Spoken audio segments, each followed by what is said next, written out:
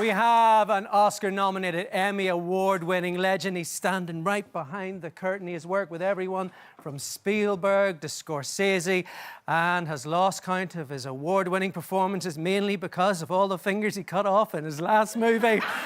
Please let him be my friend. Would you welcome Mr. Brendan Gleeson?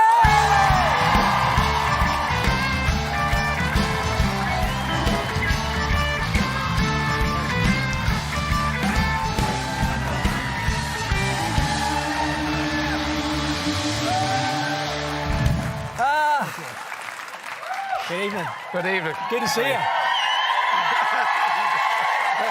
That's nice. Yeah. Clearly a moment there, Brendan, where they walked out and they went, "This can't be real," and then they realised it was actually real, and you got the full love. How are you keeping? Great. Yeah. Yeah. I just had a flashback to when there was nobody in the audience, and it's really nice, isn't it, to be able to be in a crowded room with a crowd of lovely people. Yeah. There is nothing like an audience, Brendan, who have been drinking from 4 o'clock nights for their big night out here the late. I mentioned Banshees in the intro there. Yeah. Now on the leave insert. Big news, eh? Well, you know, I've been there before with Cockamillish. Yeah? Yeah. It was on the Irish thing, a short film, Cockamillish, that I made in, I don't know, years ago, where I was stuffing my face with cake for rather too long, in my opinion. How does this compare? No, I'm delighted the Banshees is on because, you know, for a start, just getting all the... for me, it's about stuff that comes from, you know, the mother lode of inspiration that is this country and its cultural history and stuff like that. And then the kind of genius that Martin McDonagh has with regard to plumbing those depths for something that has more meaning, and then the kind of genius ability to be able to tell a story. It's just like people don't get it really who slightly feel uncomfortable with the telling of it, because it's like a reflection on saying, that doesn't happen, and that's fine, you know, you paid your money and you take your choice. But for me, his genius is about tapping into the idea. I didn't think anybody could put Sheila Fritton up, you know, in a thing and have the idea of a banshee sitting there without really ever exploring. You kind of say, there is no real answer. Like, with what I think I'm getting at is that with the leave insert now, there's so many things that people got from Banshees, and some people resisted it a lot. So I think it's going to be fantastically controversial, and I think it'll be very interesting to see. For me, it's about storytelling and pushing the boundaries of human experience. Like everything in film or everything in a play or everything, like when Singh did it years ago, and expanded the poetry in people's language. It wasn't done true, and it wasn't completely true either. It was an artistic exploration of what was possible, and so you get in there and you like, Martin writes such funny lines. About such dark stuff. About such dark stuff, but he throws it together, but there's always something intensely intensely integrated about the way he's telling this story. He's very economic with what he puts down, and I remember saying before, like, he'll take a comma and he'll say, you know, 3 dots there for a reason. There's kind of a little, and then as he came on, he just kind of threw some of that out, and I just think he's a fantastic storyteller, and he's not afraid of the mythic, and he's not afraid of the large exaggeration. I mean, if you read about Finn McCool, that's the way people told stories here. There was always fibs and tall tales. In an Irish story. Yeah, I mean, one finger would have been enough, let's face it. Yeah. He's. I mean, I remember talking to him at the premiere for Pillowman. Yeah. In London, genius, and it's that thing off. He takes certain things, pushes them to where people think they can go, and then he takes them that wee bit further, and that's what just sets them apart. Yeah, no, the journey of Banshees and the phenomena that turned into, and 1 minute you're out in the west of Ireland filming that, and then the next minute you're on the red carpet in Los Angeles. I mean, what was that whole experience like? Well, it was great. Like, I ended up going to things like getting tugged out, you know, to go to the Oscars and stuff. And there's a woman there telling me how she had a relationship like that where she had to kind of leave somebody away, but felt really sorry about doing it. And then this discussion is going on. And that's, to me, like, we would have known Martin is major stuff now. We know what we've known for years. It's not, we weren't over in the Aran Islands thinking it could have been a small story and received like that. But there's always something universally sort of worth exploring with Martin. I wasn't surprised that it took off in a way. But the fact that what was brilliant about it was the amount of people it reached. And you have a woman in a kind of fashion store in LA where I'm not used to being, and she's chatting as if it was a next-door neighbour about how this had affected and how she kind of could see both sides of it and all that. And that's how you know when something has just got into the zeitgeist, don't you? Exactly, and Cillian was saying, like, Cillian, like, what a treat he is. How proud can you be of Cillian? Do you think he's going to get the job done? I don't really care. I don't really care, honestly. It's one thing I learnt about that whole procedure. It always sounds, if you don't win one, that there's some sort of sour grapes. It's completely the opposite. Myself and Colin went to the Oscars and had a brilliant time because we were looking at this and thousands more of all of these creative forces in the one room. And it was extraordinary. It just was, we had a brilliant night in it. And a lot of the time you can feel half your soul is gone because you've been told you're losing or something. And we got through all that in a brilliant way. And like, I dropped Cillian a note and just said, look, they can't take this one away from you. The nomination is the thing. After that, it's showbiz. And whatever happens, it'd be brilliant if he wins. But it's not, to me, it's not the yardstick. To me, it's fantastic what's happening now. And it's just the nature of him as an artist, as an Irish artist who's exploring things, and Paul Mescal, and Barry Keoghan, and Andrew Scott, and Saoirse Ronan, and Jessie Buckley, all these fantastic people bringing all this heft to artistic exploration in film. It's absolutely wonderful. It really is. Yeah.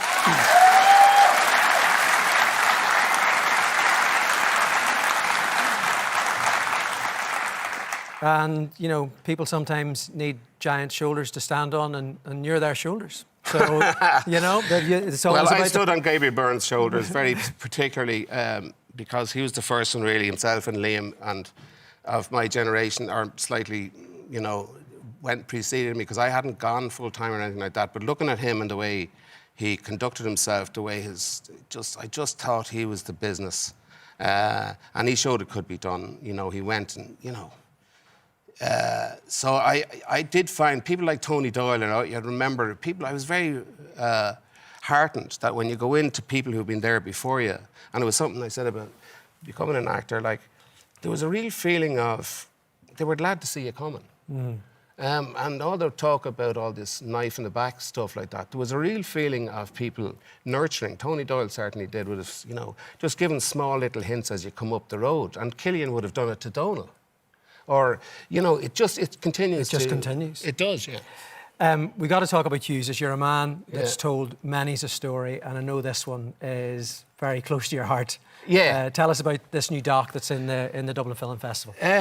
Well, it is close to my heart, which is why it gets difficult not to ramble down rabbit holes when I'm talking about it. Basically, Hughes's was a pub that was just a mad place, in the sanest way possible, and there was a kind of a wildness about even the day in it. Because I remember going in there in the 70s, because there was a connection with the markets, and I used to go in to meet a friend of mine in there.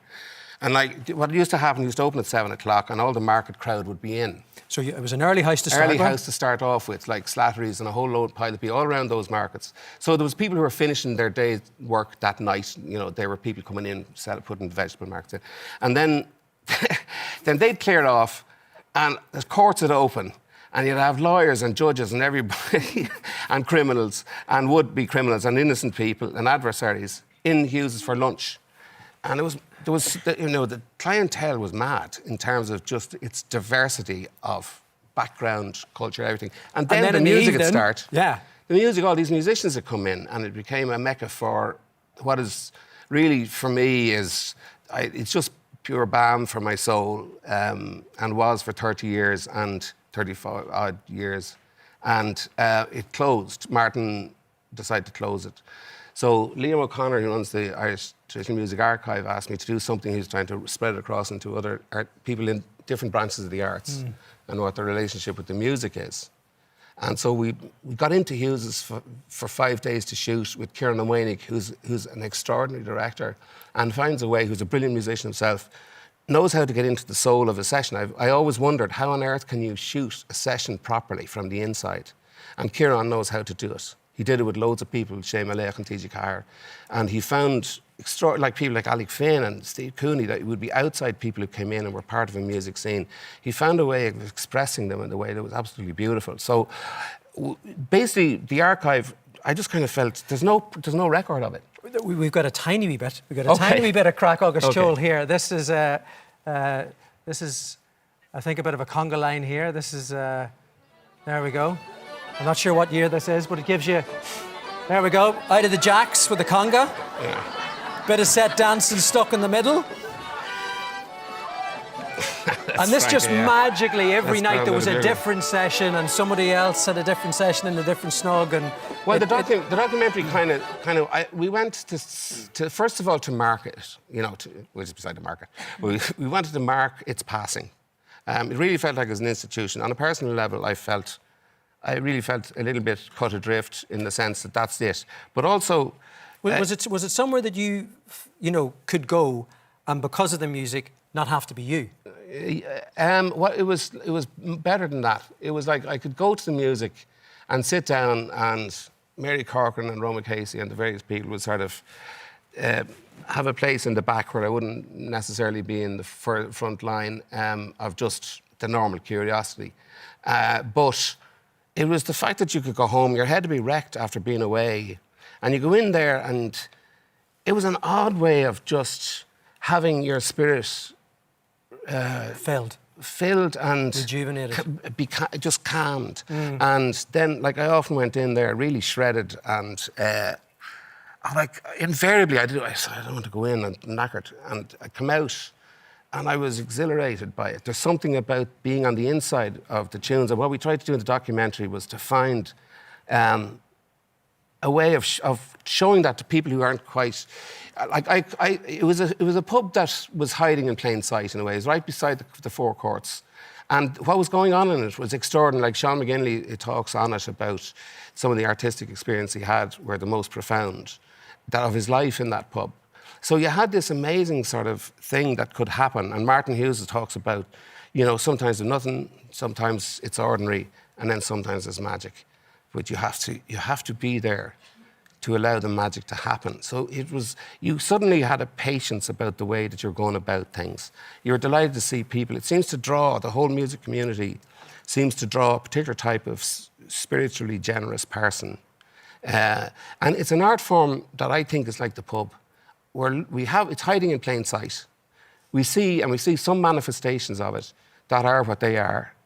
And then some on the inside, and it took me years to find out because I came for it from the outside, there's a kind of a beauty and a spiritual enrichment and an exploration, and also a way of making the world slightly make sense. Joe Cooley said, is like, it brings people to their senses, but it also allows you to leave. It allows you there's no conversation necessary. I used to go in there and my head was, as they say, my head was a feck. And you'd go in and just the music of itself and the power and the actual skill of these people, and I'm hoping we're going to see something sort of fairly soon. We are. Yeah. Because I'm looking over here right. at some of these amazing people that we've managed to get together it's tonight. Brilliant. This is the good news, that we've actually managed to get some of the players that used to play in Hughes's. They're going to play. The even better news is that this man is going to join them and also going to play. So... Well, I always said that I was what we call scutting on the back of a truck, is where you jump on the back of a truck and you get a little bit of a hoosh up the road a little bit. I've been scutting on the truck of traditional music for years. So I was glad to be able to go in here and just kind of front the telling of the story of Hughes, because traditional music to me is just waiting for people, if you go with humility and an understanding of what's actually possible. And that's why I asked the lads, which is unnatural for a session, I know I'm going a bit, but I asked them, could they just isolate and play a slow air in the pipes? You need to get into a room with the pipes to understand what they are and the emotional sort of depth of them. And then to allow the fiddle to play on its own, Liam O'Connor is the man who started all this kind of off. He's a virtuoso fiddle player. Sorry, Liam. But there you go. And just take the time to listen, and then we'll play a few tunes with all these people who became my great friends over 30 years. Brilliant. So thanks, okay, yeah. Brilliant, Brendan. Go get yourself sorted there. Thanks, Thank Paddy. you so much. Sorry for going on so long. No. Yeah. Here, there's your mic. Oh, yeah. There you go. Thank you. Watch that there. OK, Brendan Gleeson's Farewell to Hughes has its world premiere at the Dublin International Film Festival on the 1st of March. It opens in selected cinemas, including the Lighthouse, from the 2nd of March. So, are we ready, folks? Here we go. Take it away.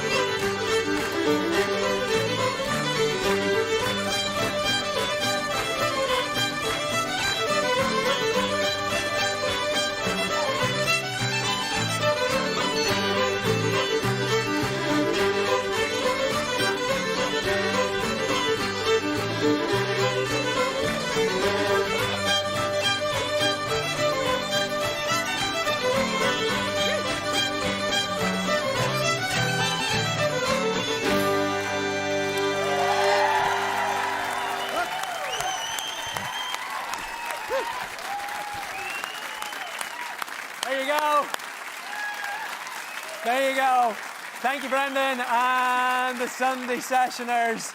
Well played, guys. Great stuff.